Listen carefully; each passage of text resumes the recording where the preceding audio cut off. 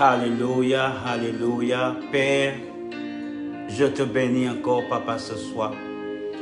Je t'exalte encore ce soir, papa, pour ton amour, pour ta fidélité, Seigneur, ta grâce, papa, que tu me fais encore ce soir, Seigneur, d'être encore, Seigneur, devant, Seigneur, tes enfants, là où tes enfants se trouvent, papa, en ces moments. Seigneur, je voulais encore, Seigneur, que je puisse encore, Seigneur, partager, Seigneur, ces moments, parce que, Seigneur, c'est ta volonté, papa, pour que tes enfants sachent certaines choses, papa, avoir certaines connaissances. Parce que tu as dit dans ta parole, papa, que, Seigneur Jésus, si il manque, Seigneur Jésus, de sagesse, papa, demande. Et papa, voilà, nous sommes devant toi parce que nous avons besoin de la connaissance. Et c'est toi qui as dit, papa, dans ta parole, sans la connaissance, papa, que, papa, ton peuple, nous, en tant que tes enfants, nous périssons, papa. Et nous sommes perdus, Seigneur Jésus, parce que nous n'avons pas la connaissance. Il y a certaines choses, papa, que tu veux, papa, nous révéler, pas comme tu révèles à tous les autres. Et c'était la même chose, papa, lorsque tu étais avec tes disciples, papa. Seigneur, il y avait certaines choses que tu parlais en parabole. Comme il y avait certaines choses que tu disais directement. Et papa, ce soir, tu ne veux pas parler en parabole à moi. Tu ne veux pas me parler, Seigneur Jésus, uniquement à moi. Comme tu as révélé des choses, tu ne veux pas seulement révéler à moi, mais tu veux révéler à d'autres personnes, Seigneur. D'autres personnes, Seigneur, qui est en train de lire, Seigneur, ta parole. Mais en même temps, Seigneur, ils ont du mal, Seigneur, à avoir certaines révélations, certaines compréhensions, certaines choses, papa.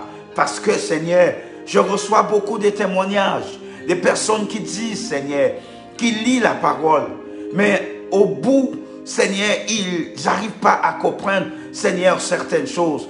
C'est comme si, Seigneur, il y a certaines choses qu'ils ne comprennent pas. Seigneur, donne la connaissance. Ouvre l'intelligence de toutes ces personnes, papa, qui n'arrivent pas à comprendre, Seigneur, certaines paroles, certains versets, certaines écritures, Seigneur, qui est dans ta parole, Seigneur, qui est dans la Bible. Parce que, Seigneur, tu ne veux pas que, papa, que nous puissions être en manque de quoi que ce soit. Ce n'est pas ta volonté que tes enfants périssent. Ce n'est pas ta volonté que nous puissions être, Seigneur, dans l'ignorance. C'était jamais ta volonté. Mais tu voulais, papa, que tes enfants aient une connaissance pleinement de toi. Tu veux que tes enfants te connaissent. Voilà pourquoi, papa, que tu nous dis dans ta parole que tu ne vas plus nous appeler des serviteurs, mais tu vas nous appeler des servantes. Tout simplement parce que, papa, Seigneur Jésus, non pas seulement des serviteurs ou bien des servantes, mais des amis. Parce que, papa, les servantes et les serviteurs ne sachent pas tout. Mais papa, lorsque nous sommes des amis, Seigneur, tu révèles des choses très intimes. Tu révèles des choses très personnelles.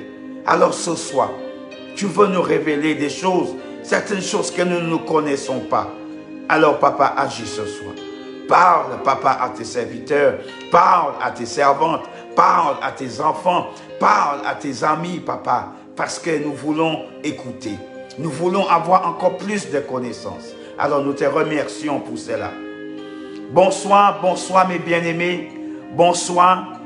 Que le nom de notre Seigneur Jésus-Christ soit élevé, soit exalté. Mes bien-aimés, le Seigneur, il veut encore nous parler, il veut encore nous révéler ce miracle, mes bien-aimés. Et je bénis le Seigneur pour chacun d'entre vous qui sont déjà connectés et qui veulent encore apprendre des choses dans la parole de Dieu, mes bien-aimés. Comme je disais tout à l'heure, il y a beaucoup de personnes qui disent qu'ils lisent la parole de Dieu. c'est vrai qu'ils lisent la parole de Dieu, mais ils ne comprennent pas exactement ce qui se passe. Parce qu'ils lisent un verset et ils ont du mal. Mais mes bien-aimés, ce soir, la question que beaucoup de personnes se posent, et même des proches, des amis proches, des bonnes connaissances, qui posent des questions en disant, qu'est-ce que c'est Canaan? Je n'ai pas besoin encore de répéter, ce n'est pas un thème, mais ce soir, mes bien-aimés, ça va être un sujet, mes bien-aimés, que nous allons décortiquer, que nous allons étudier ensemble. Ce soir, nous ne serons pas dans la prêche, mais ce soir, nous allons échanger. Ce soir, nous allons nous parler. Ce soir, si vous avez des questions, n'hésitez pas à poser des questions parce que je suis là pour ça. Je suis là pour que le Seigneur puisse encore nous donner cet enseignement. Ce n'est pas moi qui va vous donner cet enseignement, mais c'est le Saint-Esprit qui va nous parler ce soir. C'est le Saint-Esprit qui va nous exhorter ce soir. C'est le Saint-Esprit qui va nous éclairer sur certaines choses. Parce qu'il y a des choses que nous ne nous comprenons pas. Il y a des choses que nous avons du mal à comprendre dans la parole de Dieu. Je me rappelle, il y avait une époque, et même aujourd'hui, même moi qui vous parle, il y a des choses que je ne comprends pas pleinement encore.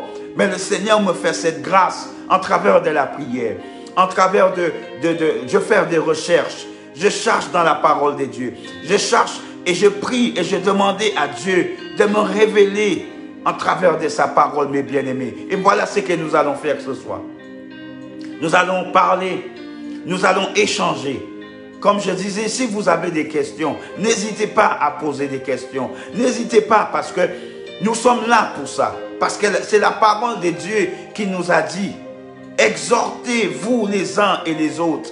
Souvent, nous sommes tellement pressés, nous n'avons pas le temps de nous exhorter mutuellement. Quelquefois, nous sommes tellement, comment je peux dire, occupés de nos affaires.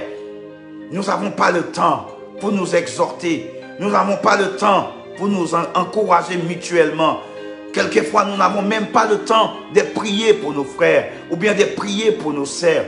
Mais ce soir, nous voulons profiter de cet instant pour que nous puissions nous exhorter, mes bien-aimés. Parce que c'est la parole de Dieu. La parole de Dieu nous a recommandé de faire cela. Exhortez-nous l'un les autres. Priez pour les uns et pour les autres. Ayez un soutien pour les uns et les autres. C'est Dieu même qui avait posé cette question à son frère. Où est ton frère? Qu'est-ce que vous avez fait à ton frère?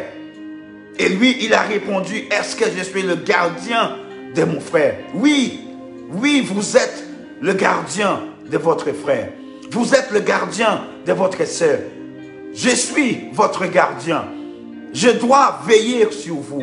Vous devrez veiller sur moi pour que nous puissions avancer ensemble, pour que nous puissions aller vers cette promesse que le Seigneur nous a faite. Comme vous le savez, que le Seigneur, lorsqu'il dit des choses, il tient vraiment à sa parole. Le Seigneur ne change jamais. Le Seigneur, nous savons un Dieu qui tient à toutes ses promesses, mes bien-aimés. Et c'est de ce Dieu-là ce soir, j'aimerais vous présenter. Vous qui ne connaissez pas encore le Seigneur, soyez le bienvenu. Soyez le bienvenu ce soir. Parce que le Seigneur, il a une parole pour vous ce soir. Quel que soit l'endroit là où vous êtes, le Seigneur, il a une parole pour vous. Et mes bien-aimés, comme vous pouvez voir, ce soir, c'est vraiment ce soir, c'est quelque chose que nous allons partager ensemble. Nous allons partager la parole de Dieu ensemble, mes bien-aimés. Et comme vous pouvez voir, que le thème que je mis pour ces messages ce soir, ce n'est pas un message, mais c'est vraiment pour que nous puissions parler ensemble, pour que nous puissions échanger ensemble. N'hésitez pas, au travers de ce moment de partage, de vraiment poser vos questions. Et je serai pour répondre à toutes vos questions. Il y a beaucoup de personnes, mes bien-aimés, qui demandent. Nous allons parler un peu de Canaan, mes bien-aimés. Parce que beaucoup de personnes posent cette question. Où est Canaan? Beaucoup de personnes croient dans leur cœur et même dans leur propre esprit en disant, est-ce Canaan, c'est le paradis? Moi, je peux vous répondre ce soir. Canaan, ce n'est pas un paradis, mes bien-aimés. Ce n'est pas le paradis. Mais Canaan, c'est un lieu de promesses. C'est un lieu où Dieu a fait des promesses à ses enfants. Même avant d'arriver là, Dieu avait fait cette promesse aux enfants d'Israël que je veux vous donner cette terre. Cette terre là où coulait le lait et le miel. Là où coulait le bonheur. Là où coulait la joie. Là où coulait la paix. Là où coulait vraiment, il n'y aura plus de peine. Il n'y aura plus de détresse. Il n'y aura plus de pleurs. Il n'y aura plus de toutes ces choses que vous êtes en train de traverser aujourd'hui. Dieu avait fait cette promesse. Parce que lorsque les enfants d'Israël étaient en Égypte, mes bien-aimés, ils étaient dans la souffrance. Ils étaient en train de souffrir. Ils traversaient des moments difficiles par rapport à tout le travail que les pharaons leur donnaient de faire. Il y en a certaines qui ont vécu pratiquement toute leur jeunesse en Égypte, en travaillant. Mais Dieu les a entendus. Dieu a vu leur souffrance. Dieu a vu à quel point que ses enfants étaient en train de souffrir sous le pouvoir de Pharaon. Et Dieu voulait libérer son peuple. Dieu voulait sauver son peuple de toute cette souffrance. Et Dieu a fait une promesse qu'un jour je viendrai et je veux vous libérer de l'emprise de Pharaon. Et Dieu, il a fait. Et Dieu a utilisé l'un de ses serviteurs, qui nous connaissons très bien, c'est Moïse. Dieu a utilisé cet homme, parce qu'à ce moment-là, Pharaon voulait tuer tous les premiers-nés, surtout si c'était un garçon. Pharaon voulait tuer ces enfants-là. Mais Dieu avait une promesse. Et l'ennemi voulait arrêter cette promesse. L'ennemi voulait bloquer cette promesse. L'ennemi faisait tout pour que cette promesse ne puisse aboutir à quelque chose. Mais Dieu, dans son intelligence qui dépasse celle de l'homme, Dieu est tout puissant, qui dépasse celle de même nos ennemis. Dieu a fait en sorte que le sauveur des enfants d'Israël puisse grandir dans le camp de l'ennemi. Oui, il a grandi dans la maison de son propre ennemi. Son ennemi lui a nourri. Son ennemi lui a donné des vêtements. Son ennemi lui a donné de quoi à manger. Mais bien aimé, c'est profond. C'est très profond ça. Vous savez, quelquefois, Dieu peut utiliser notre propre ennemi pour faire des grandes choses dans notre vie, mes bien-aimés. Dieu utilise des choses que nous-mêmes, en tant qu'humains, que nous ne comprenons même pas. Dieu utilisait n'importe quelle chose. Et Pharaon était en train de nourrir ce que Dieu allait utiliser pour sauver son peuple. Il est resté là jusqu'à ce qu'il est devenu un homme. Il est resté là jusqu'à ce que Dieu était prêt pour que Dieu puisse commencer les promesses qu'il avait pour les enfants d'Israël. Et Dieu fait des choses si bien. Et j'ai quelque chose, peut-être que ça va vous choquer, mais peut-être que vous dites dans votre esprit, les personnes qui sont en train de m'écouter, mais j'ai déjà fait tellement de choses si mauvaises, tellement de choses qui sont impardonnables, que Dieu ne peut pas me pardonner. Alors laissez-moi vous dire que regardez ce que Moïse a fait. Moïse a tué, on va dire en quelque sorte, l'un de ses semblables. Il n'était pas égyptien, mais il était hébreu. Mais il a grandi dans le royaume des Égyptiens. Il a grandi dans la richesse. Il a grandi, comment je veux dire, pas comme les Hébreux, pas comme les hommes hébreux. Mais il a grandi comme un enfant, comme un roi. Dieu lui a fait grandir comme un roi. Il avait tout à sa disposition.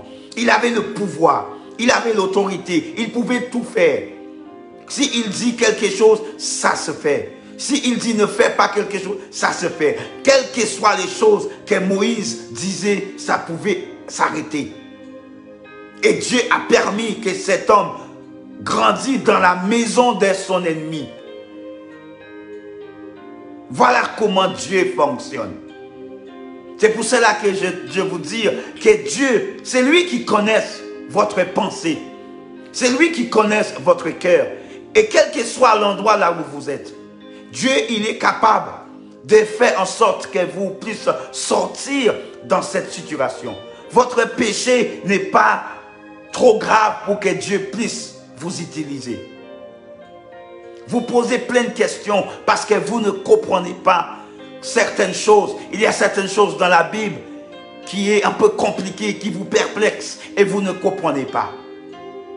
C'est pour cela qu'il y a beaucoup de personnes qui posent des questions en disant, est-ce que Canaan, c'est le paradis? Mais je vous réponds là, que le Canaan n'est pas un paradis. Mais c'était une promesse que Dieu avait faite à ses enfants, que je veux vous donner cette terre. Ce n'était pas facile pour eux, mais il fallait qu'ils se battent. Il fallait qu'ils se battent contre ses ennemis. Et Dieu ne les a pas laissés vaincre par ses ennemis. À moins que, s'ils pêchent contre Dieu, qu'ils ont fait beaucoup de choses qui déplaisent à Dieu. Ils ont péché contre Dieu plusieurs fois. Même Moïse lui-même a péché contre Dieu. Mais Dieu de miséricorde, Dieu de grâce, Dieu qui est fidèle, Dieu qui, lorsqu'il dit quelque chose, lorsqu'il nous aime, il n'y a rien qui pourra nous séparer de l'amour de Dieu. Voilà comment Dieu fonctionne, mes bien-aimés. Et moi, je veux vous dire ce soir, quelle que soit votre difficulté, quel que soit votre problème, lorsque Dieu fait une promesse, Dieu, il vous a fait une promesse. Est-ce que vous le savez ça? Dieu, il vous a fait une promesse. Mais c'est à vous d'aller et prendre cette promesse. Prendre ces promesses. Aller vers ces promesses. Parce que la promesse de Dieu est oui et amen pour vous. Ne restez pas tel que vous êtes. Ne restez pas là où vous êtes. Mais avancez et allez vers cette promesse. Les enfants d'Israël, ce n'était pas facile pour Moïse non plus. C'était compliqué, mais il avait le Seigneur avec lui. Voilà pourquoi le Seigneur nous dit, je ne vous abandonnerai jamais. Je ne vous délaisserai jamais. Je serai avec vous. Et c'est la même chose qu'il a dit à Josué. Lorsque Moïse est décédé, Moïse lui a laissé le travail.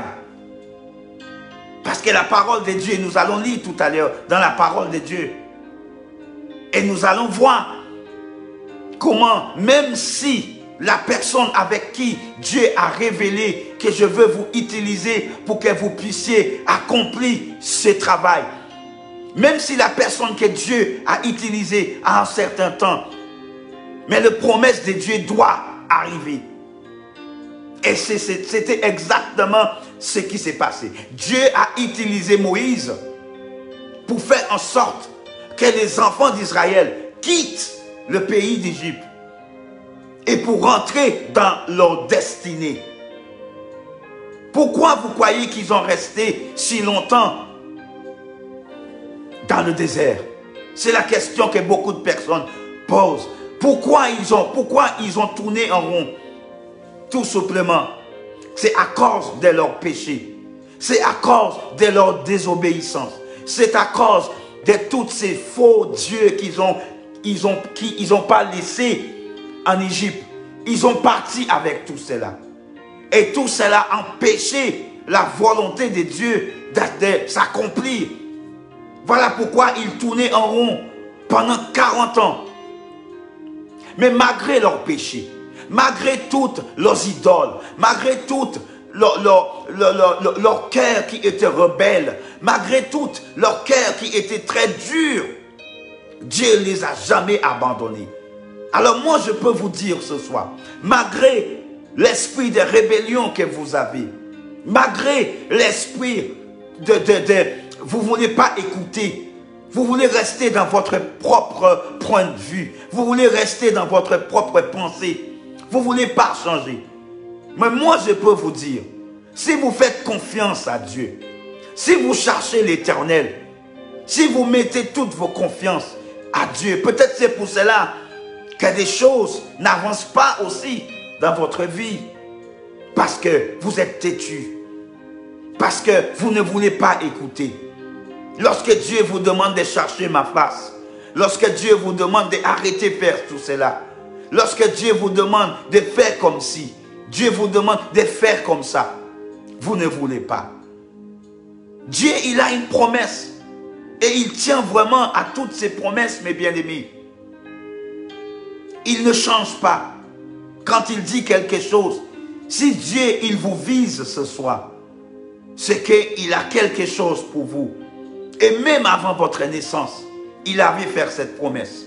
Mes bien-aimés, comme je vous avais dit tout à l'heure, et vous avez vu ce que j'ai écrit comme thème.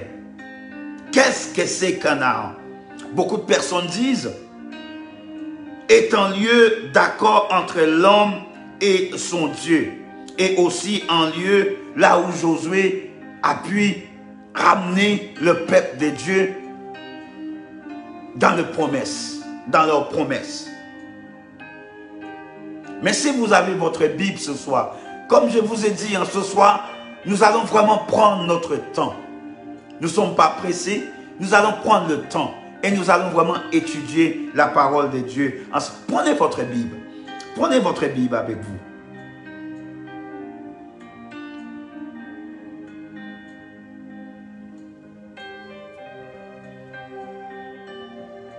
Et nous allons lire Josué chapitre 1. Et la parole de Dieu nous dit, après la mort de Moïse, serviteur de l'Éternel,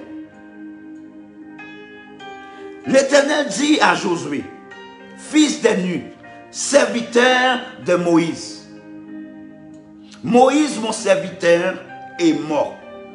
Maintenant, lève-toi, passe ce Jourdain, toi et tout ce peuple, pour entrer dans le pays que je donnais aux enfants d'Israël. Tout lieu que fondera la plante de votre pied, je vous le donne, comme je l'ai donné, comme je dis à Moïse. Vous aurez pour territoire, depuis le désert et le Liban, jusqu'au grand fleuve, le fleuve de l'Éphraïm, tout le pays des Ivraïens, jusqu'à la grande mer vers le soleil couchant. Nul ne tiendra devant toi.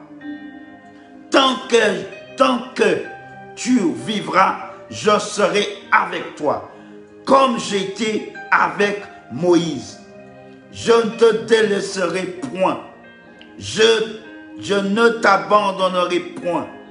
Fortifie-toi et prends courage, car c'est toi qui mettras ce peuple en possession du pays que j'ai juré à leur père de leur donner.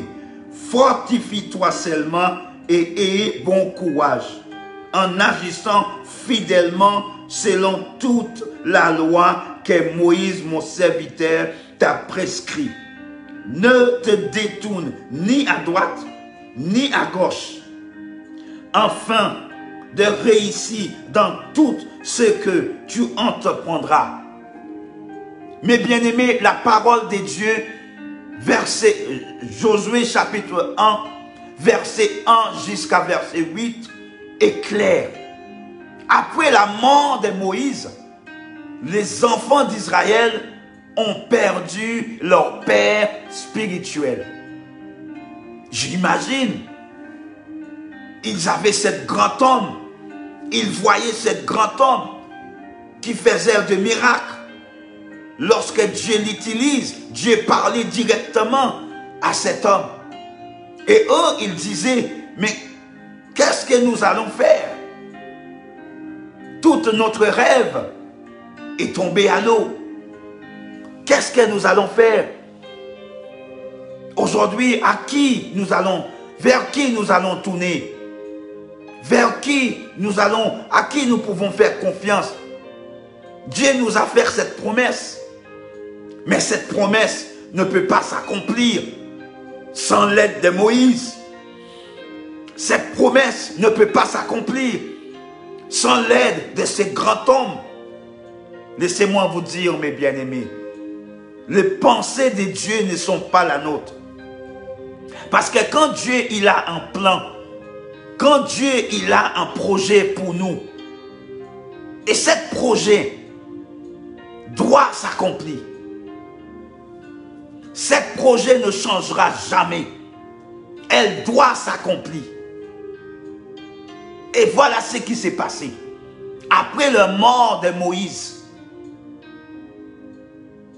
Dieu a ressuscité quelqu'un.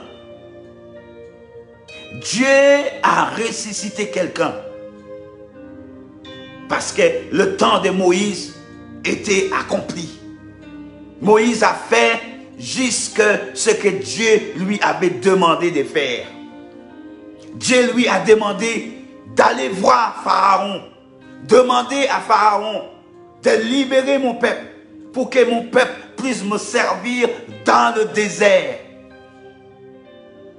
Dieu lui avait pas dit d'aller dire à Pharaon, libérer mon peuple pour que mon peuple puisse aller dans la terre promesse que Dieu leur avait promis. Mais qu'il puisse aller dans le désert. Dans le désert, lorsque nous parlons dans le désert, dans le monde spirituel, c'est un lieu là où nous devions être écrasés. Les promesses de Dieu, mes bien-aimés, ça ne vient pas comme ça. Il y a des procédures. Il y a des choses que Dieu doit faire d'abord avant que nous puissions rentrer dans cette promesse que Dieu a pour nous. Nous ne pouvons pas rentrer au Canaan tel que nous sommes. Oh Jésus, parle. Mais bien aimé, le désert, Dieu a dit, laissez aller mon peuple pour que mon peuple puisse me servir dans le désert. Et pour aller plus loin, mes bien-aimés, les enfants d'Israël qui étaient en Égypte, eux, ils n'ont pas rentré dans le terre promesse. C'est leurs enfants à eux qui ont hérité les promesses de Dieu. Ce n'est pas les enfants d'Israël, les enfants qui étaient en Égypte. Parce que la parole de Dieu nous a dit, si nous lisons bien Josué, nous allons voir que Dieu demande, avant que Josué traverse le Jourdain, c'était, Dieu disait à Moïse que vous allez traverser la mer. Mais là, nous voyons dans Josué, dans l'Exode, Dieu a permis, l'Exode chapitre, Dieu a permis que Moïse traversait la mer avec le bâton. Ce même bâton que son ennemi lui a donné. Ce même bâton-là, nous allons voir, mes bien-aimés, dans la parole de Dieu, que ce même bâton que Moïse, il a mis sa main. Il a mis sa main. Nous allons lire, mes bien-aimés. Nous allons lire encore. Si vous avez votre Bible avec vous, parce qu'il faudrait que nous prenions notre temps pour vraiment décortiquer la parole de Dieu, pour que nous puissions comprendre ce que c'est Canaan. Parce que beaucoup de personnes dans leurs esprits et dans leur tête, Canaan, c'est la terre des paradis. Mais laissez-moi vous décevoir ce soir. Canaan, ce n'est pas le terre de paradis. C'est un lieu de promesse, que Dieu a fait une promesse. Mais bien aimés, si vous avez votre Bible avec vous, nous allons lire dans Exode, chapitre 14, et verset 21 jusqu'à verset 27. Exode 14, 21, 27.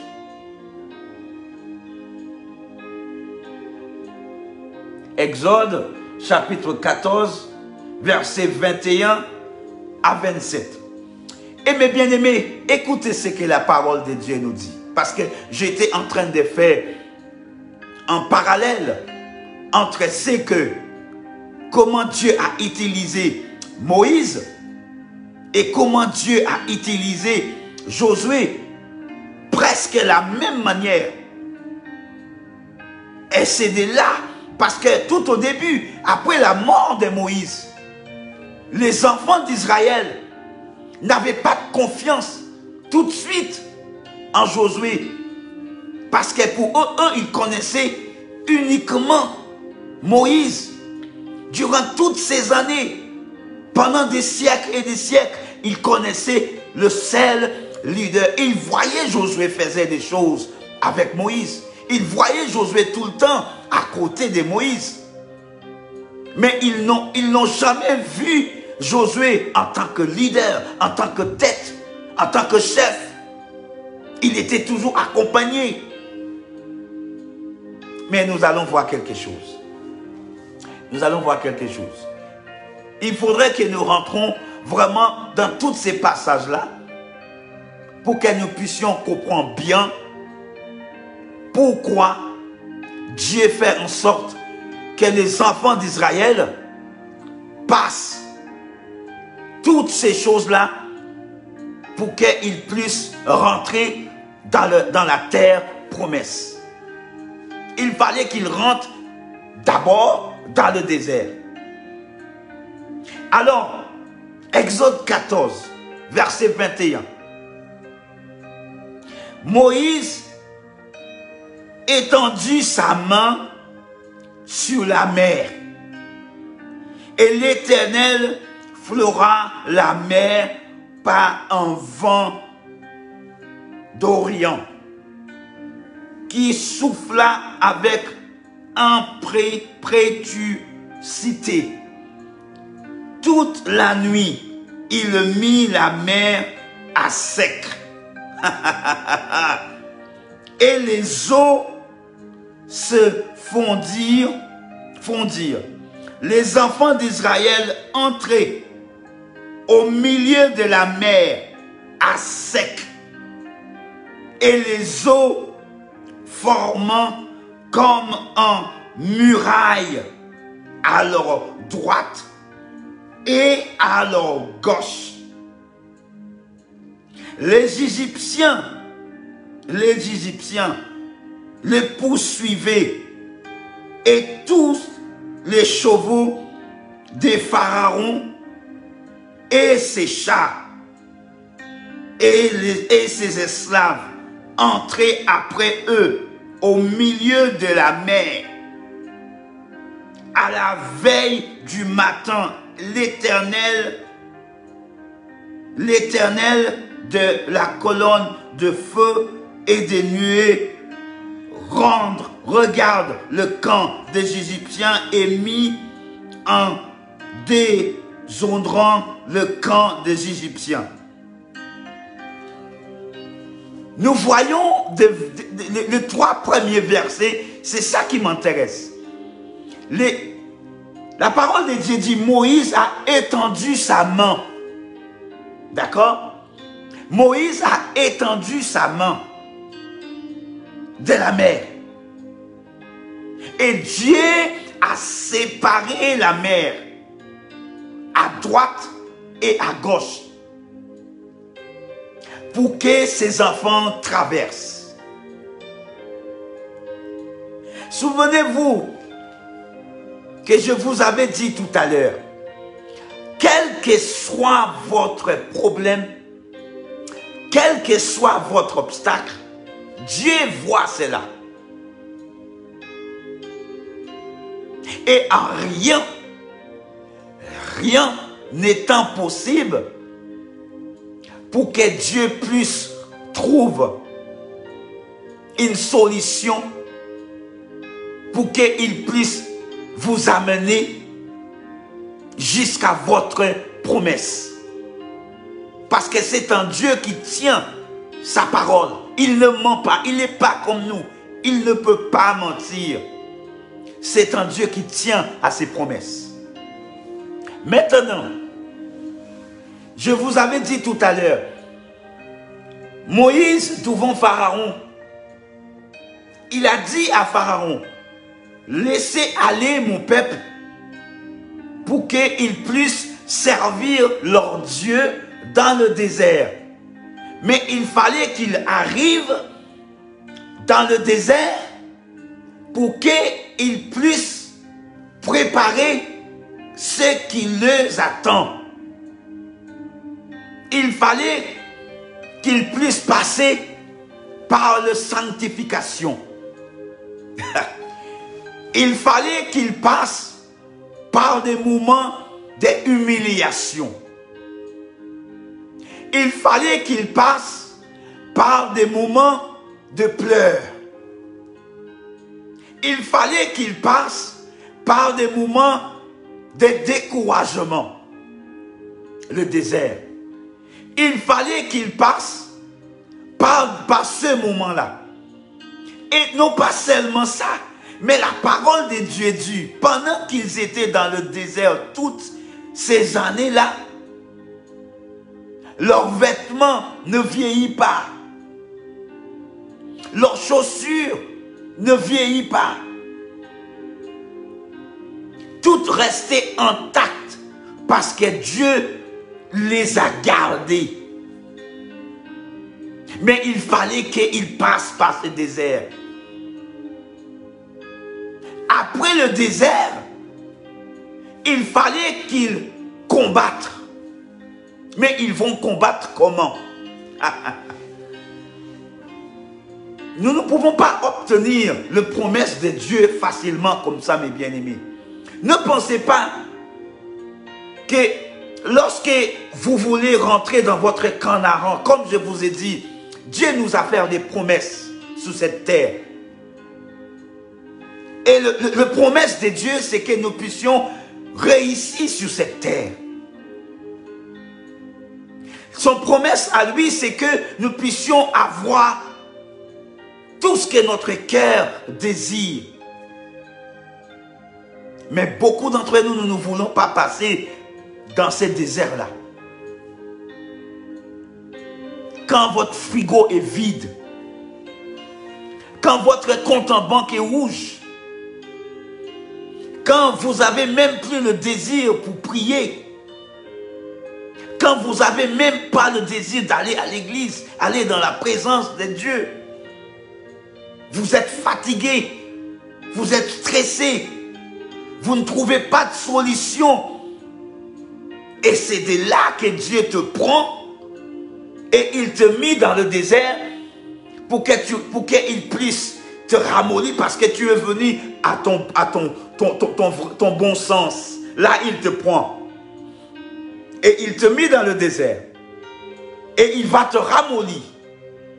Il va te mélanger avec de l'eau. Il va te laver. Il va te craser. Voilà ce qu'il nous fait. Il nous crase en miettes. Après, il nous reconstruit à sa façon. Il nous façonnait à sa façon, à sa manière.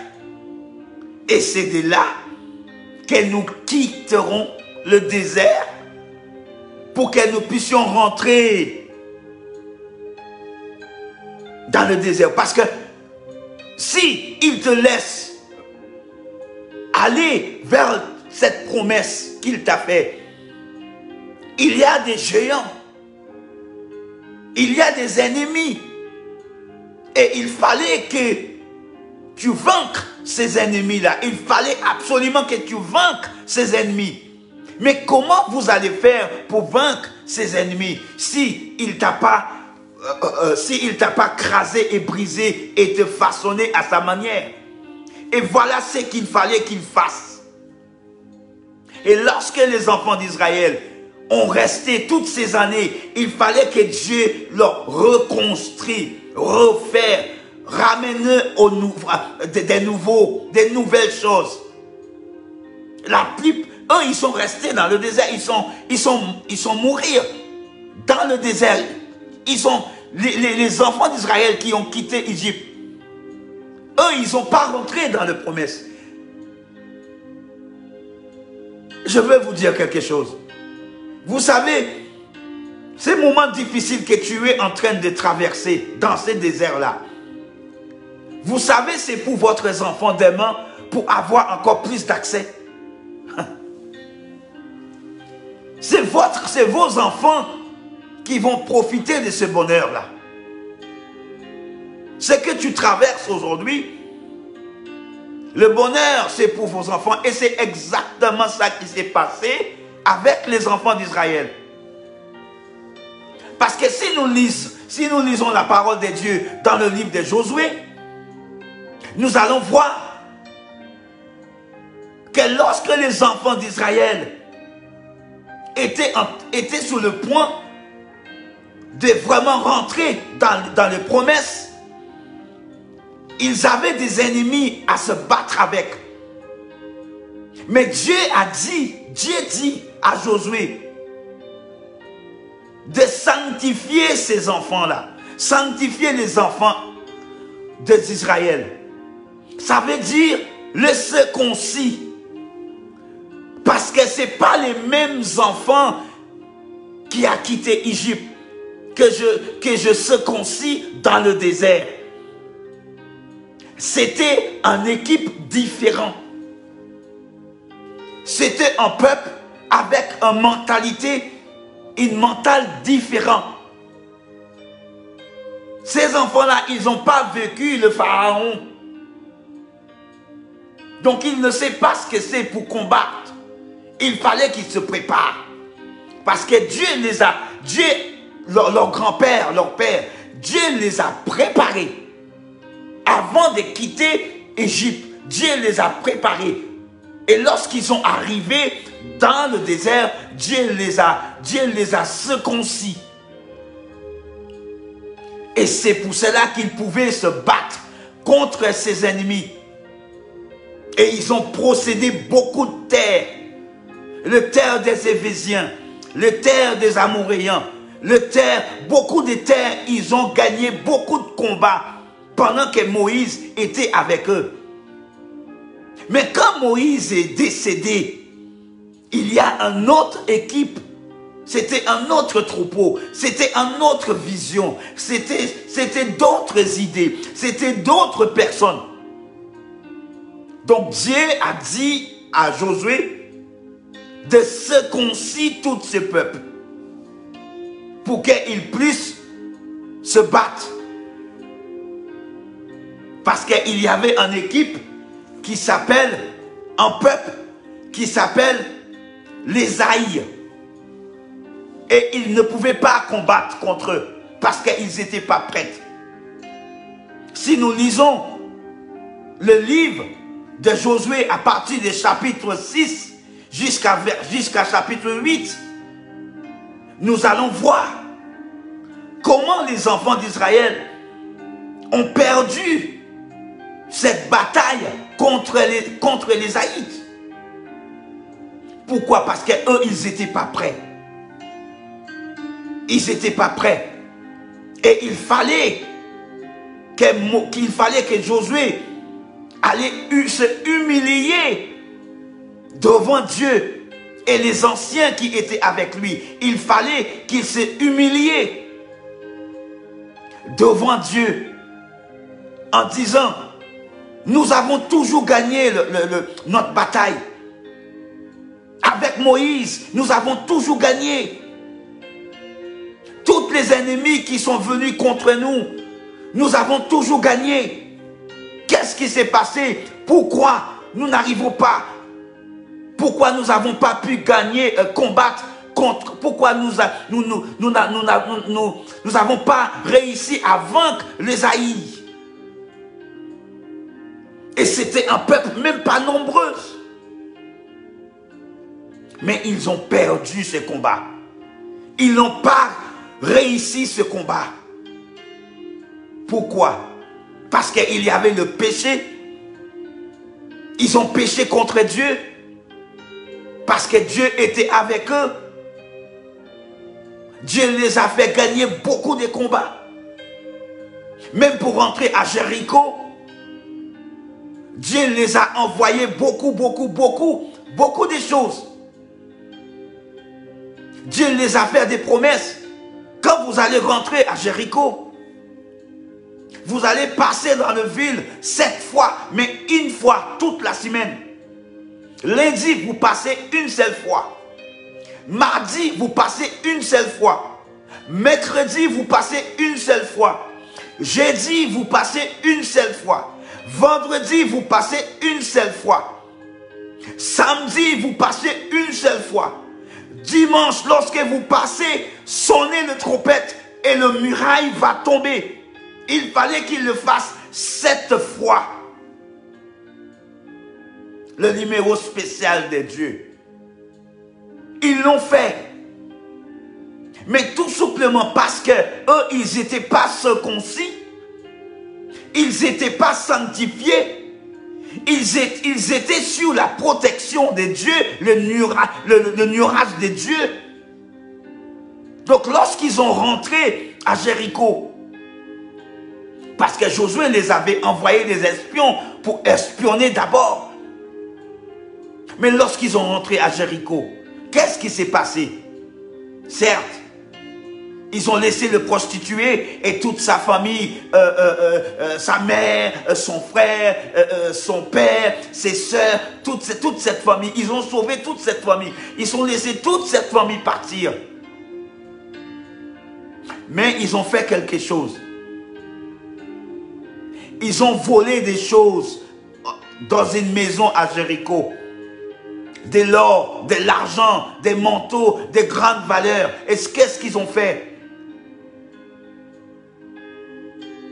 Ils ont pris tout cela et ils l'ont caché quelque part. Mais nous pouvons, souvent nous cachons des choses. Et nous croyons en cachant des choses. Dieu ne peut pas voir ça. Comment nous voulons rentrer dans la terre promesse? Notre Canaan. Qu'est-ce que c'est Canaan? Nous voulons rentrer dans notre promesse. Nous voulons procéder la promesse de Dieu, mais nous voulons quand même cacher des choses.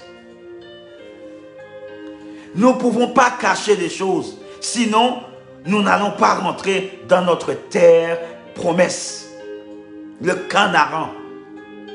Et ne pensez pas que le Canaan était juste un petit lieu. Parce que lorsqu'ils ont vécu tous ces ennemis, Dieu les a partagés entre eux. Parce que le peuple d'Israël, ce n'était pas seulement une nation, mais il y avait plusieurs trucs, il y avait plusieurs tribus. Et Dieu les a donné chacun leur part. Quand ils sont arrivés, Dieu les a donné chacun d'entre eux leur part. Personne n'était en manque.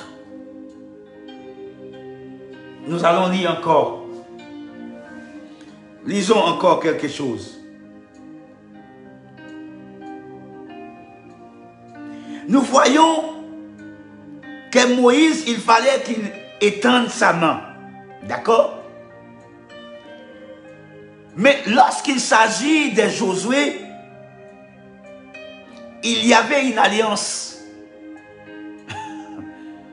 Cette alliance que les enfants d'Israël avaient faite avec Dieu à l'époque de Moïse, c'était avec cette alliance-là qu'ils ont réussi à gagner tous leurs combats. Parce que c'est comme ça qu'ils ont réussi à traverser le Jourdain. Parce que nous avons lu tout à l'heure, dans Josué, le premier chapitre de Josué, qu'après le mort de Moïse, il fallait que Josué prenne le relais pour les amener à un autre endroit, pour procéder à un autre lieu. Attends, nous allons regarder Josué le premier chapitre de Josué. Lisons le premier chapitre de Josué.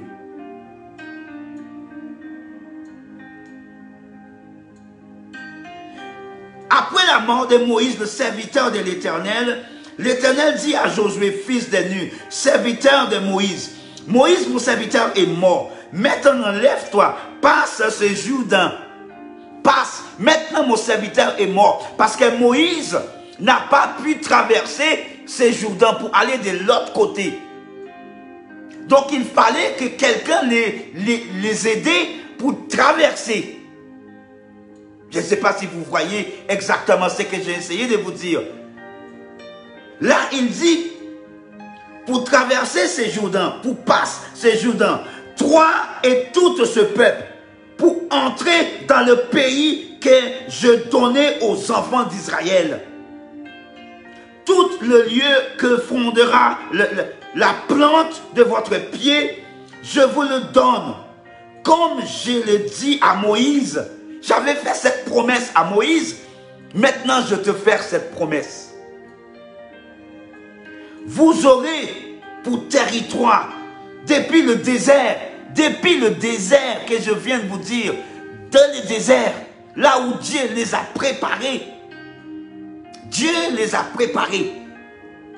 Et là, le désert est à Liban, jusqu'au grand fleuve.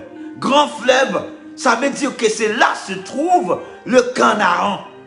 Là où coulait le lait et le miel, le grand fleuve. Là où se trouve cette promesse. C'est là où Dieu voulait les amener. Mais il fallait qu'ils traversent la mer Rouge. Il fallait qu'ils traversent le désert. Il fallait qu'ils passent 40 ans dans le désert. Il fallait qu'ils vainquent les pharaons. Il fallait qu'ils vainquent les Amoréens. Il fallait qu'ils vainquent les Hévésiens. Il fallait qu'ils vainquent tout ce peuple pour arriver juste là, devant ce fleuve. Et c'est là que Moïse n'était plus. Et Dieu a relevé Josué pour lui dire tout cela. Tout lieu que frôlera le plante de votre pied, je vous le donne, comme je l'ai dit à Moïse. Vous aurez pour territoire depuis le désert et le Liban jusqu'au grand fleuve, le fleuve de l'Ephraim. tout le pays des Évéséens, jusqu'à la grande mer, vers le soleil couchant. Dieu leur donne tout cela. Tout cela, Dieu va leur donner. Nul ne tiendra devant toi. Tant que tu vivras, je serai avec toi. Comme j'ai été avec Moïse, je ne te délaisserai point. Je ne t'abandonnerai point. Tout ce que je te dis, verset 6, fortifie-toi et prends courage, car c'est toi qui mèneras ce peuple en possession du pays que j'ai juré à leur père. Qui veut dire que ce n'est plus les enfants qui sont sortis en Égypte que Josué va conduire dans la terre promesse. Mais ils ne pouvaient pas gagner les enfants d'Israël. Eux, ils ne pouvaient pas gagner ce combat tant qu'il n'y a pas eu quelque chose qui doit se faire. Il fallait qu'ils se sanctifient, il fallait qu'ils se circoncisent parce qu'ils avaient d'autres combats à gagner avant qu'ils arrivent dans cette terre promesse.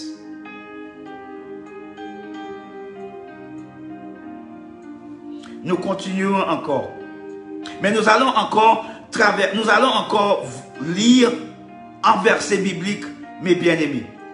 Il faut que nous lisons un verset biblique là où nous pouvons voir la même similitude de ce que Dieu a fait avec Moïse. Il va faire la même chose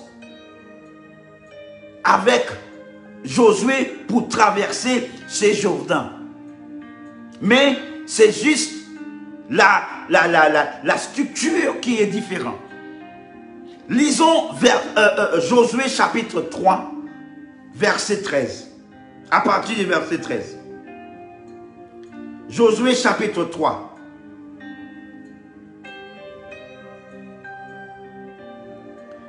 Chapitre 3, à partir du verset 13. Nous pouvons même prendre verset 12. Nous allons regarder verset 12.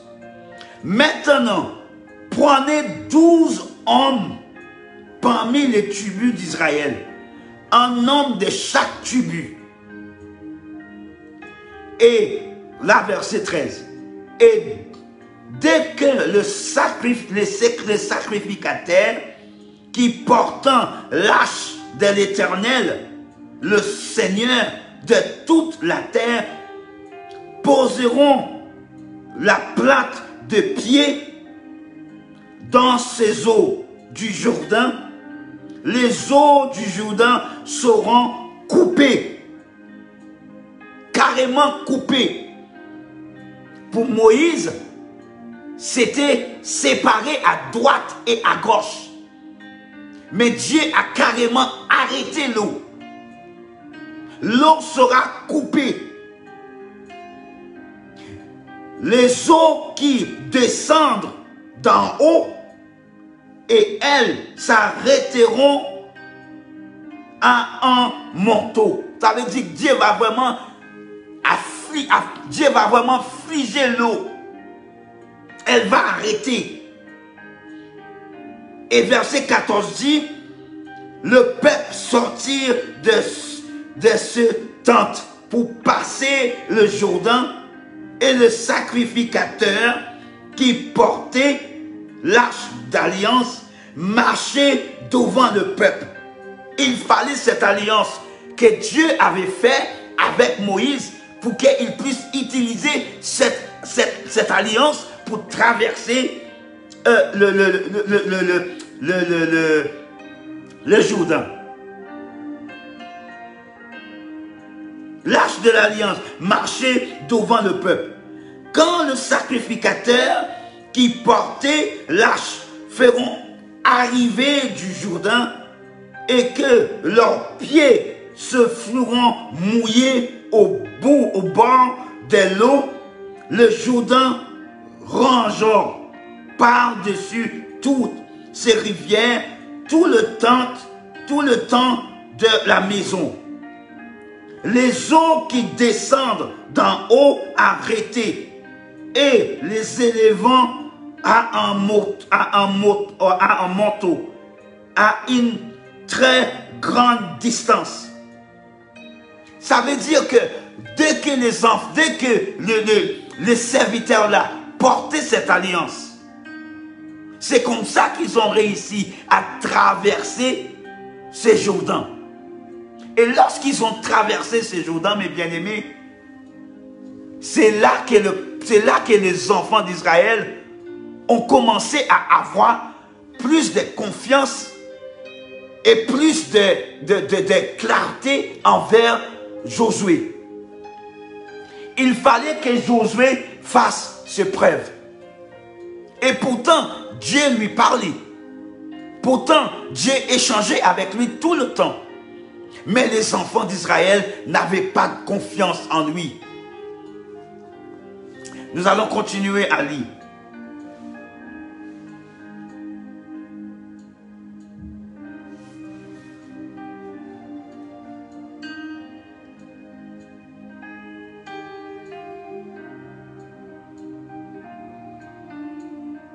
Après les enfants d'Israël ont traversé ces Jourdains, nous voyons que tout ce que Moïse, tout ce que Dieu disait à Josué, Dieu lui avait demandé de prendre 12 pierres.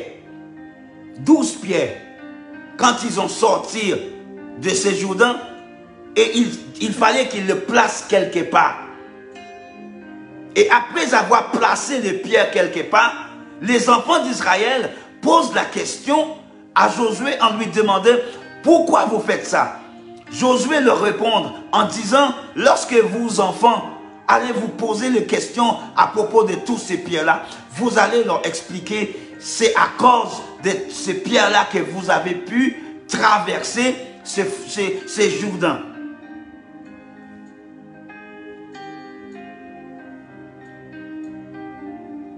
Et nous voyons, mes bien-aimés, c'est à partir de là que les enfants d'Israël commençaient à avoir plus de confiance en Josué. Mais mes bien-aimés, lorsque Dieu fait une promesse, il tient toujours, il ne change pas. Allez vers votre Canaan. Et ne pensez pas que votre Canaan, quand vous êtes arrivé dans votre Canaan, que tout est fini. Non. C'est pas là que vous allez avoir la vie éternelle. Beaucoup de personnes pensent que c'est, voilà, ça y est. Canaan, c'est le ciel. C'est une promesse que Dieu fait. C'est un lieu de promesse. C'est un lieu d'alliance. C'est un lieu d'accords. C'est un lieu où Dieu fait une promesse à ses enfants. Nous continuons encore.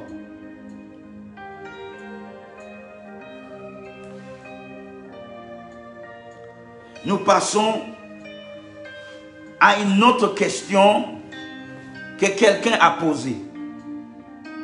Pourquoi, quand nous parlons de bénédiction, nous disons notre Canaan? Cette personne voulait savoir pourquoi, lorsque nous parlons de la bénédiction dans nos assemblées, dans toutes les églises, pourquoi nous disons souvent nos Canaans? Parce que, comme je vous avais dit, c'est un lieu où coule le lait et le miel. Ça veut dire que toutes les bénédictions, tout ce que les enfants d'Israël n'ont pas eu chez les Égyptiens, parce que tout ce qu'ils faisaient, c'est de travailler, matin, midi ou soir. Ils faisaient que ça. Et ils ne vivaient pas de leur travail. Ils ne profitaient pas de leur travail. Ils travaillaient 24 sur 24. Il y avait même certains d'entre eux qui ont trouvé la mort sur place. La fatigue, ils étaient épuisés en travaillant. Et même ça, les pharaons doublaient parce qu'ils trouvent les pharaons trouvaient que les enfants d'Israël sont devenus trop nombreuses. Donc ce que le pharaon a décidé de faire, c'est de réduire leur bétail. Réduire ça. Au lieu de donner le bétail, le blé, pour qu'ils puissent travailler, il fallait qu'eux, ils aillent chercher le blé eux-mêmes et revenir pour travailler. Donc, le travail était devenu encore plus difficile.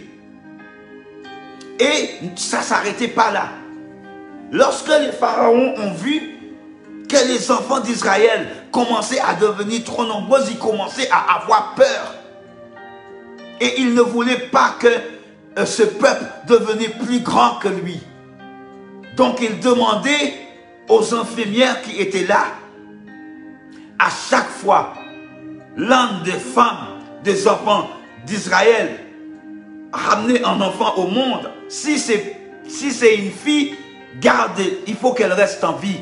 Mais si c'est un garçon, tue-le, tue cet enfant. Il ne faut pas que cet enfant reste en vie parce que le peuple d'Israël est commencé à devenir trop nombreux pour lui. Et il ne voulait pas que ce peuple l'écrase. Et c'est ce que l'ennemi nous fait tous les jours. Il nous fait travailler, travailler, travailler, travailler tout le temps. Ils mettent la pression sur nous. Ils nous mettent la pression et nous ne voyons pas la bénédiction. Certains d'entre nous, nous n'arrivons pas à rentrer dans notre bénédiction. Et c'est pour cela que beaucoup d'enfants de Dieu posent ces questions. Pourquoi quand nous parlions des bénédictions, nous disons oui, c'est notre bénédiction, c'est notre Canaan, et que nous devions rentrer dans cette promesse que Dieu a pour nous. Dieu nous a fait des promesses, et il a fait des promesses aux enfants d'Israël. Et il a accompli ces promesses. Parce que si nous regardons à partir de Josué chapitre 12, pour ne pas aller à partir du chapitre 12 jusqu'au chapitre 19 de Josué, nous allons voir lorsque les enfants d'Israël ont combattu tout ce peuple, qu'ils ont vaincu tout ce peuple. À partir du chapitre 12, Dieu a commencé à distribuer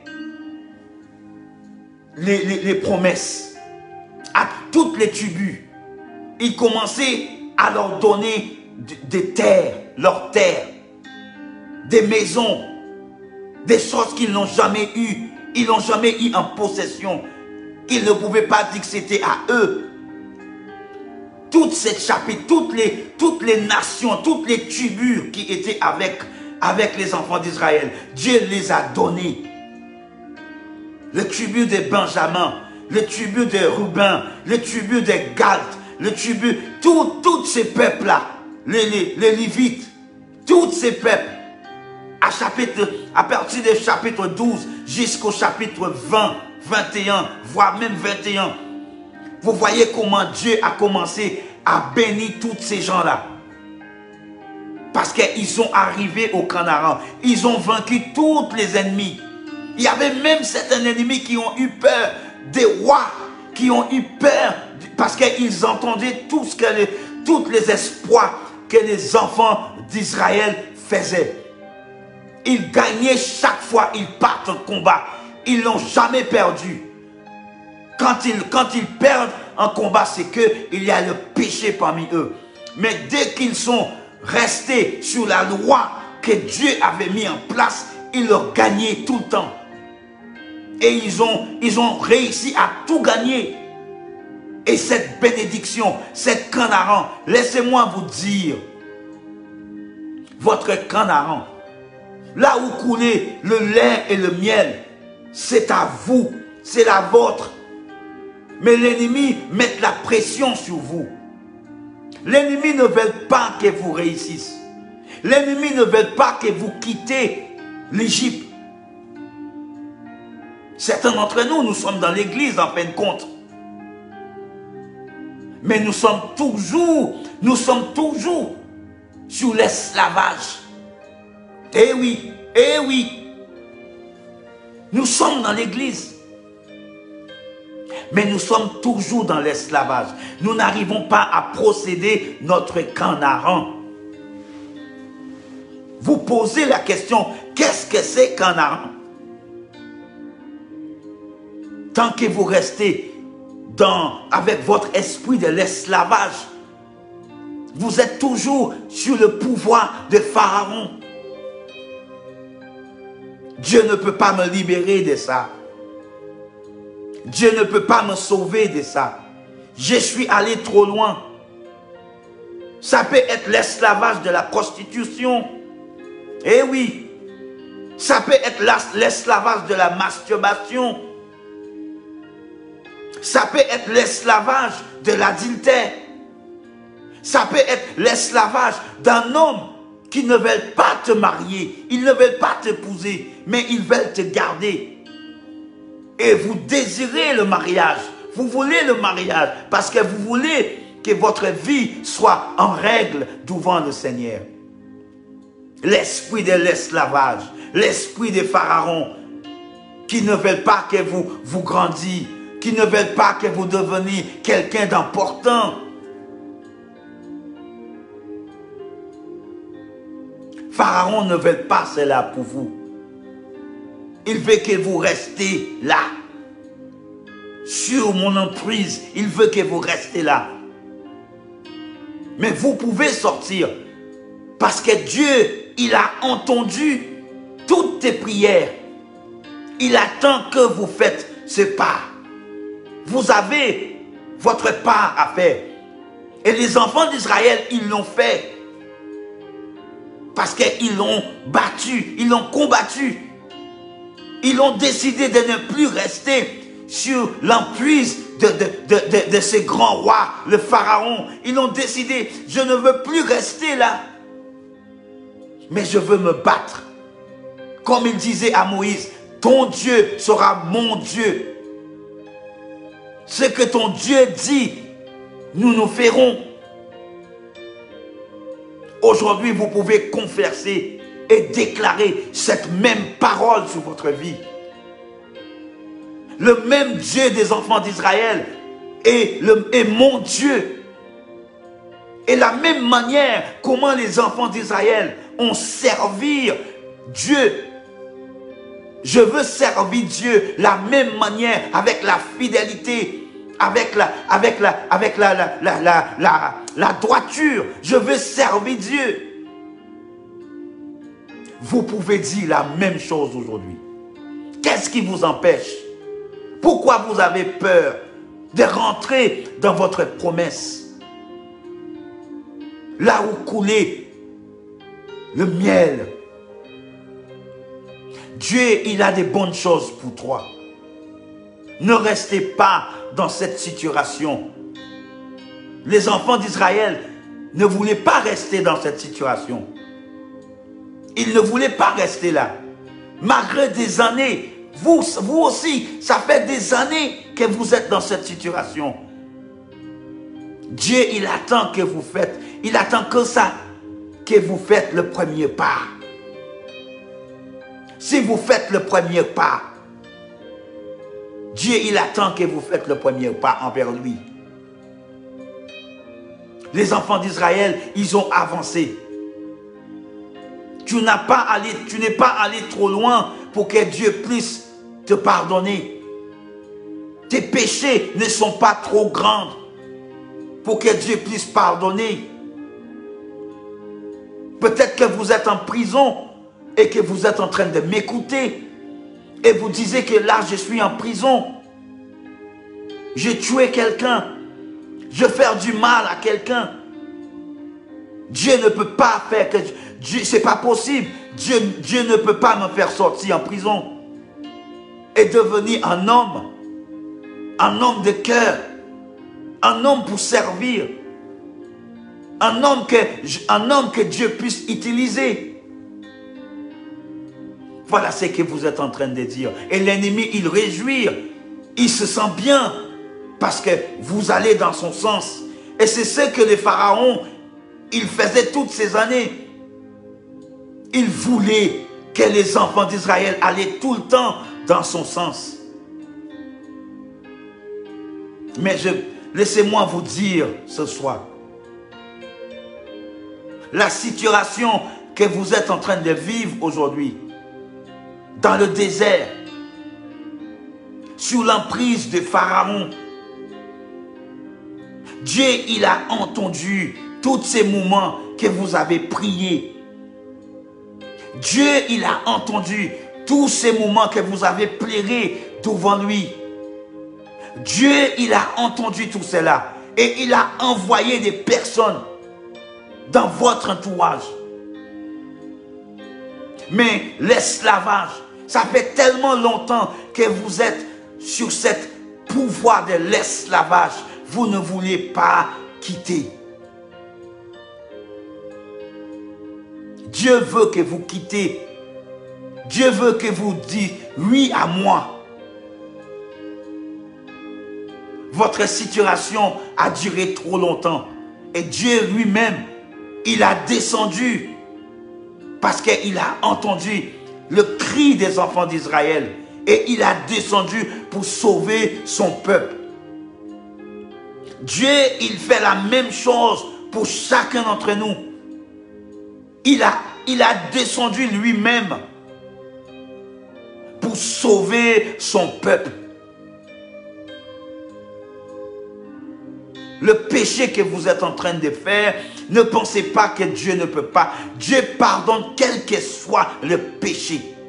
Il n'est jamais trop tard. À moins que si tu es mort, mais vous n'êtes encore en vie. Votre opportunité est là. Saisis-la aujourd'hui. Saisis cette opportunité pour que Dieu puisse... Oui, beaucoup d'entre nous, nous sommes dans l'église, mais nous sommes toujours sous cet esclavage. L'esprit de l'esclavage. Nous avons du mal à abandonner ces péchés-là. Nous avons du mal. Nous avons du mal. Nous entendons souvent parler des Canaans, comme vous avez dit. Pourquoi nous disons souvent notre bénédiction est Canaan? Ah ben, votre bénédiction, elle est à Canaan. Dieu veut transformer votre malédiction en bénédiction. Parce que vous êtes en train de faire ce que Pharaon vous demande de faire. Et c'est une malédiction pour vous. Et tant que vous ne décidez pas de sortir sur cette malédiction pour rentrer là où coulait le lait et le miel, Dieu veut que vous rentrez dans votre promesse.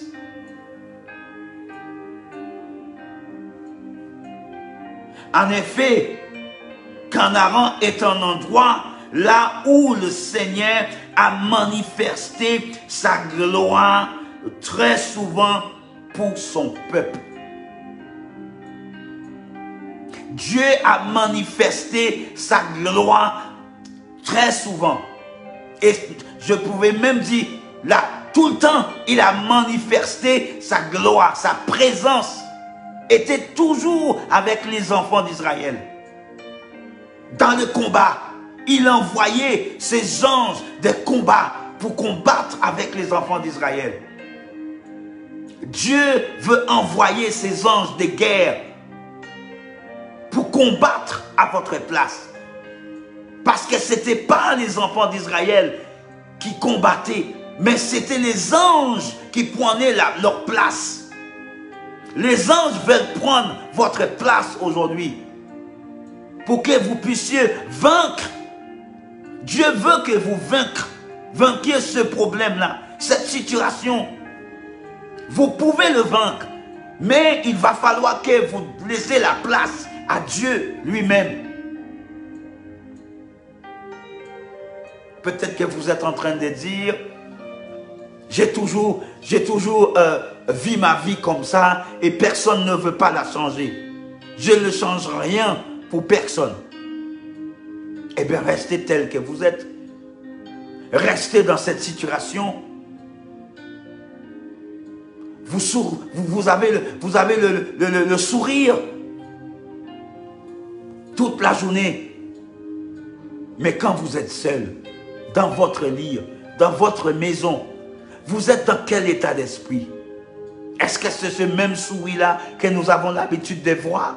Non, je ne crois pas. Il y a les larmes qui coulent. Il y a le cœur qui bat vite. Il y a la pression qui monte. Quelquefois, vous n'arrivez même pas à dormir. Dieu veut changer tout cela. Dieu veut envoyer ses anges de guerre pour que vous puissiez quitter cette vie d'esclavage. L'esclavage de la prostitution. L'esclavage sur votre patron au travail. L'esclavage même dans l'église.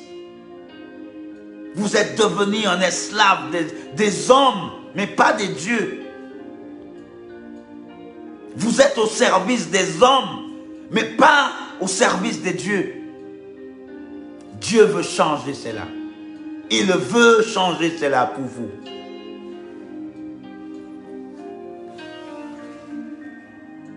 Regarde avec moi l'Exode chapitre 33, verset 1. Nous arrivons à la fin là bientôt, mes bien-aimés.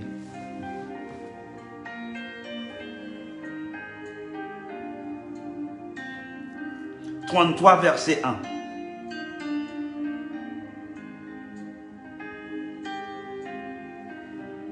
L'Éternel dit à Moïse, « Va par d'ici, toi et le peuple que tu as fait sortir du pays d'Égypte.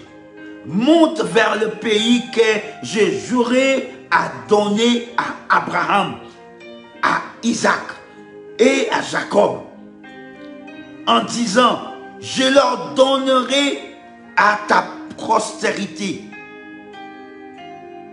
J'en enverrai devant toi un ange et je chasserai les Cananéens, les Amoréens, les Éphésiens, les Pérézéens, les Éphésiens et les Joubéséens. Monte vers ces pays où coule le lait et le miel, mais je ne monterai point au milieu de toi, de peur que je te consume en chemin, car tu es un peuple au cou raide. Lorsque le peuple eut entendu ces instructions par parole, il fut dans la désolution et personne ne m'eut se augmenter. Et l'Éternel dit à Moïse, dites aux enfants d'Israël, vous êtes un peuple en cou raide. Je montai en seul instant au milieu de toi. Je te consumerai. Ôte maintenant tes ôtements de dessus, toi, et je verrai ce que je fais, ce que je te ferai.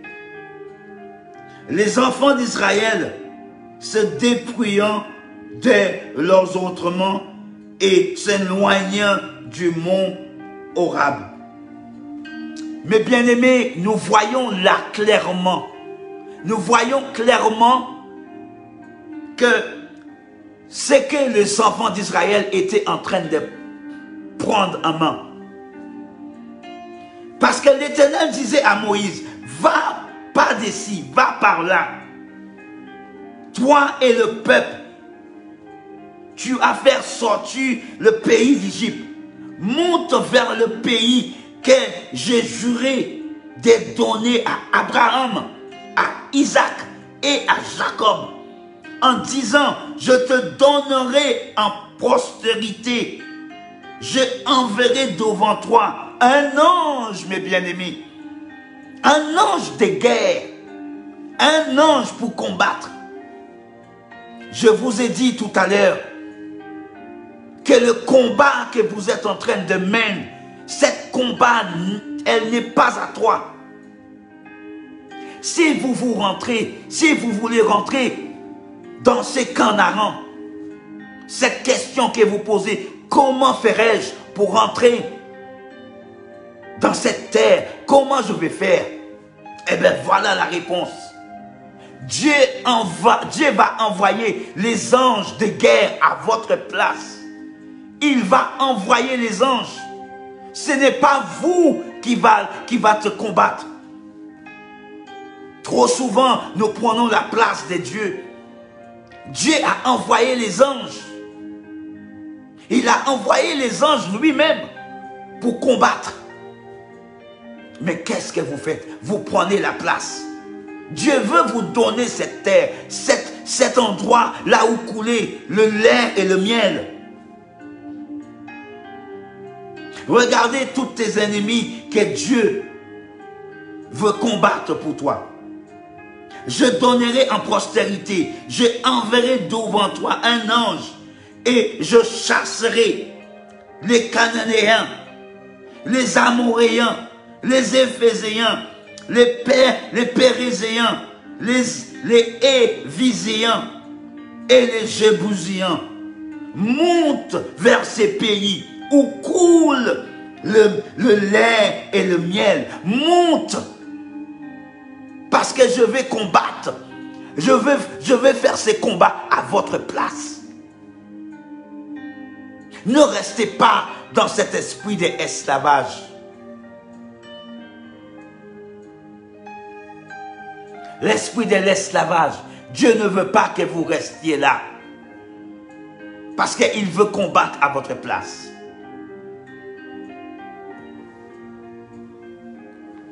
Et c'est de là que Dieu peut manifester vraiment sa gloire. Parce qu'il a fait pour les enfants d'Israël. Peut-on dire que notre Canaan est le royaume de Dieu? Non. Non. Le Canaan n'est pas le royaume de Dieu. Et je vous répète, le Canaan n'est pas le royaume de Dieu. C'est un lieu là où Dieu fait des rencontres. C'est un lieu là où Dieu fait des promesses. Mais ce n'est pas le cieux, ce n'est pas le ciel, ce n'est pas le paradis. Dieu fait des promesses. Il a fait des promesses, certes. Il a fait de grandes promesses à ce peuple. Qu'il va bénir ce peuple. Qu'il va donner ce peuple en lieu sûr. En lieu là où ils peuvent manger gratuitement. En lieu là où eux, ils peuvent vivre en toute liberté. Mais il fallait qu'ils passent par certaines étapes dans leur vie pour qu'ils réussissent. Il fallait qu'ils se ramollissent. Il fallait qu'ils se fassent vraiment briser en morceaux. Parce que Dieu, certains d'entre eux ont trouvé la mort. Certains d'entre eux ont trouvé la mort, mes bien-aimés. Certains d'entre eux ont mouru, mais certains d'entre eux ont trouvé la mort à cause du péché. Allez, est-ce que vous allez rester dans cette situation jusqu'à ce que vous trouviez la mort? Et vous n'allez pas hériter ce que Dieu a mis en place pour vous? Que choisirez-vous aujourd'hui? La vie éternelle, cette terre promesse, ce lieu que Dieu a fait une promesse à nous-mêmes. Mes bien-aimés, prenons cette décision aujourd'hui. Non, nous ne pouvons pas dire que notre Canaan est le royaume des cieux. Nous ne pouvons pas dire ça.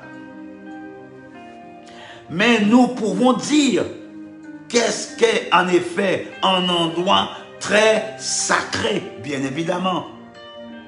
Un lieu où le Seigneur tient ses promesses encore. Le Seigneur tient ses promesses dans ces lieux. C'est un endroit là où Dieu tient à ses promesses. Et nous pouvons dire ça. Donc, mes bien-aimés, je veux vous laisser avec ces mots.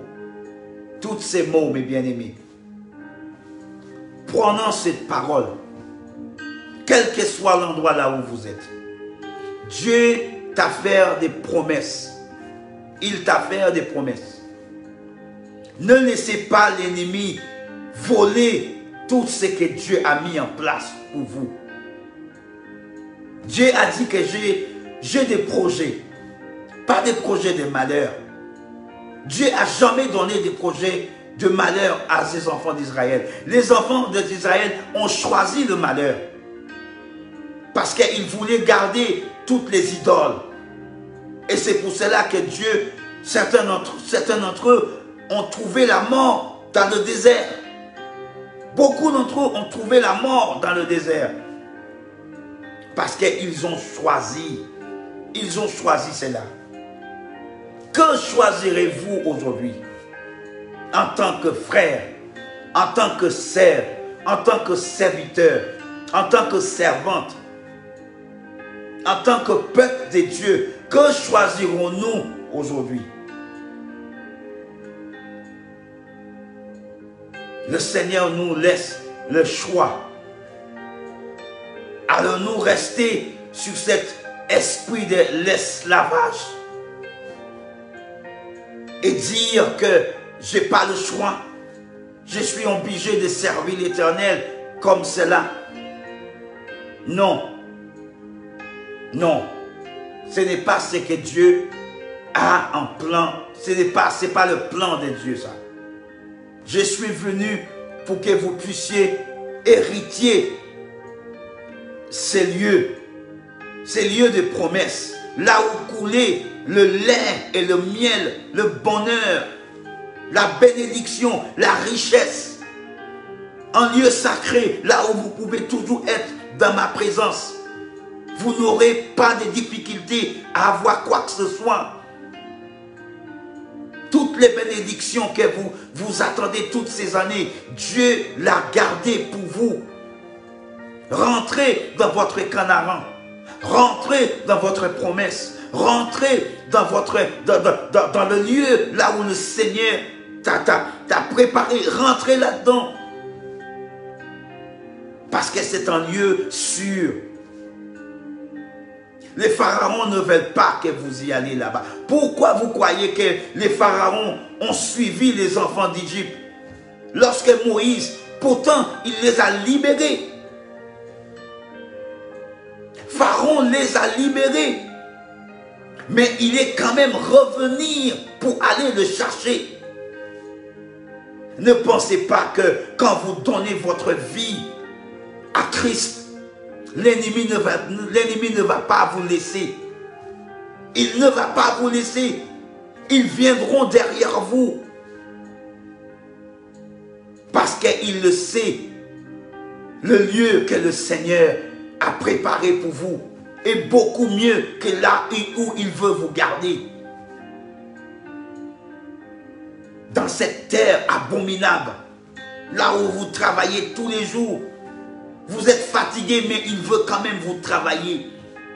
Vous avez eu envie de boire un peu d'eau, mais il vous donne encore du travail.